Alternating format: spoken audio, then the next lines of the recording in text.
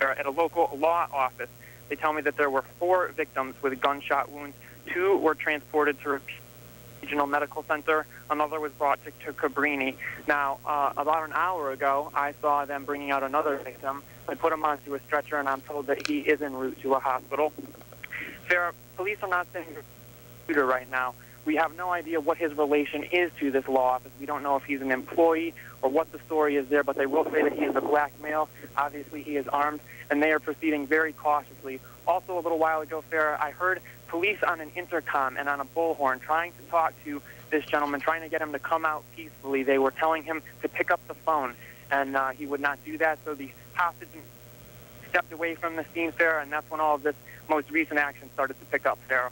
Okay, can you confirm any of the reports that I just received about a possible family member or maybe someone who knows the gunman tried to approach the building to talk with him, and then police soon escorted her?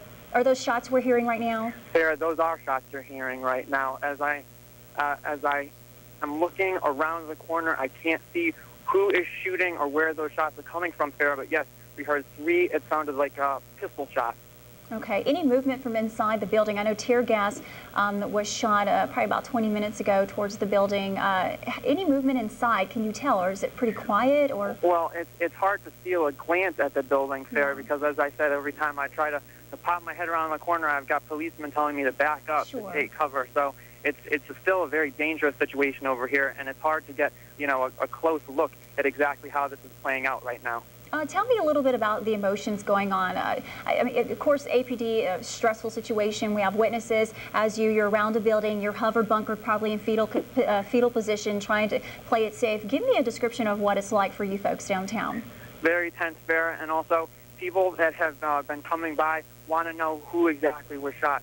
There are a lot of offices in this building. As you know, it's a small town. People know everybody, so there's a lot of concern. Is it one of their friends? Is it one of their family members who was shot? And right now, the victims of the identity of the victims are not being released. So it's just very scary right now for the people on the streets, and there's a lot of information that they're trying to get that they're not getting right now. So obviously some frustration associated with that as well, Farrah. Okay, so far still no movement. Right now we're looking live. We do have, looks like maybe a SWAT member or an investigator who has his gun drawn. He is there in the white shirt with a black vest, kind of leaning over the APD unit. As you can see, he appears to be a sniper rifle in his hand as we're trying to zoom in closer there. Yes, yeah, actually 2. There's another sniper gentleman who is just bent down. So they are actively on the scene. There is movement. We heard a few moments ago, I did receive reports from the witnesses on the street that apparently someone familiar with the gunman, whether it be a relative, a friend, a family member, tried to approach the law office in hopes of maybe negotiating with the gunman to come out.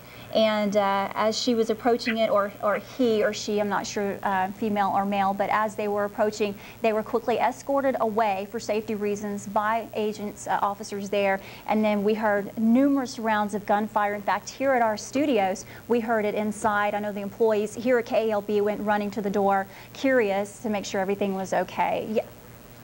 Okay, we do have News Channel 5's Lee Colbert on the phone. She is at Rapides Regional Medical Center downtown. Lee, what do you have for us as the latest?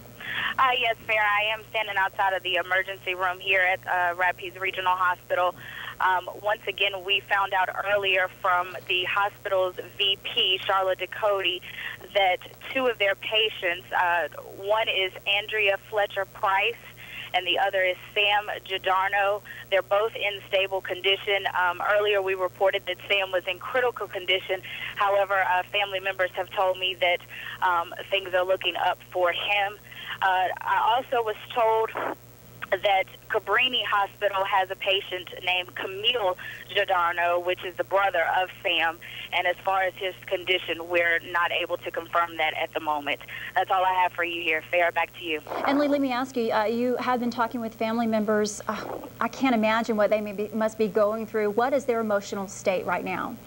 You know, I've tried to speak with actually the wife of Sam and some of the other family members, and they're just not ready to comment at this point. They're still pretty much in shock and just interested in staying in the room and just keeping up to date on the progress of both of the patients. Right. Okay, Lee, thanks for that report there. We'll check back in. We do want to let our viewers know, if you're just joining us, LifeShare Blood Center in Alexandria has issued a call for community members to head to the blood center. They do need blood. Both hospitals, Rapids Regional Medical Center, St. Francis Cabrini, are calling the blood unit. They need units of blood as a result of the injuries and the victims in this situation. So if you're out and about in the area, swing by. They could use platelets and all blood types at this point. They want to make sure the shelves are stocked in case any of these victims need extensive surgeries, or if they need transportation out and need blood to go with them.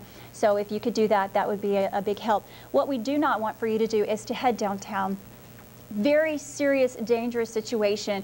We've been covering this story, I want to say probably about 2:45 or so, and there has been shooting throughout the last couple of hours. So it just sporadically it just pops up. So you do not need to head downtown. We know a lot of you are watching and you are at businesses downtown. The area is pretty much sealed off.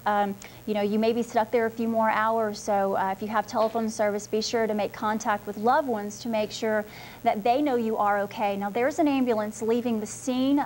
Looks like they are headed out that way. So we don't know if there is a possible victim in there or if they're bringing them in. Just got there, okay? I'm hearing word that the ambulance has just arrived on the scene there. And so as Mike Magnoli was just telling us, right now that is another huge concern for law enforcement officers, is how to get the ambulance there, get victims loaded up and sent to the hospitals without further injury. Okay, I have word that we do have information on the gunman here. News Channel 5's Joel Massey is live in the newsroom with the latest. Joel, who is this person and what information do you have? Farrah, the identity of the shooter is a man named John Ashley. I've spoken with the Mayor Jacques Roy, and he said that he is a former city employee. Mayor Jacques Roy knows this man personally. I spoke with some people on the scene. They also know the family. They told me that he had 30+ years with the city.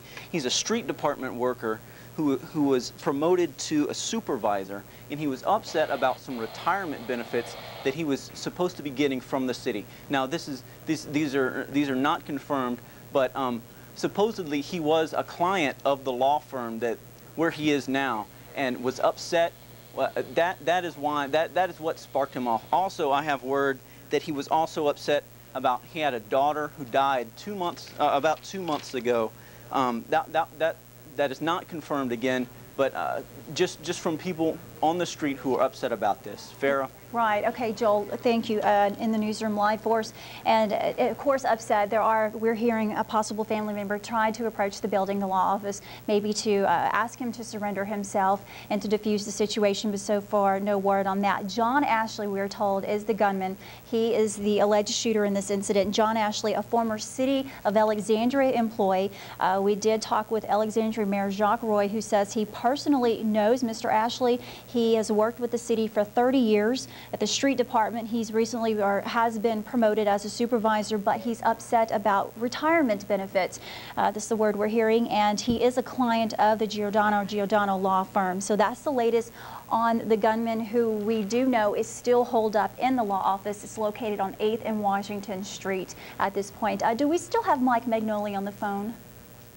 Okay, so all right, Mike Magnoli is right around the corner, as you know, and he's taking cover. Serious situation downtown, as I was just mentioning.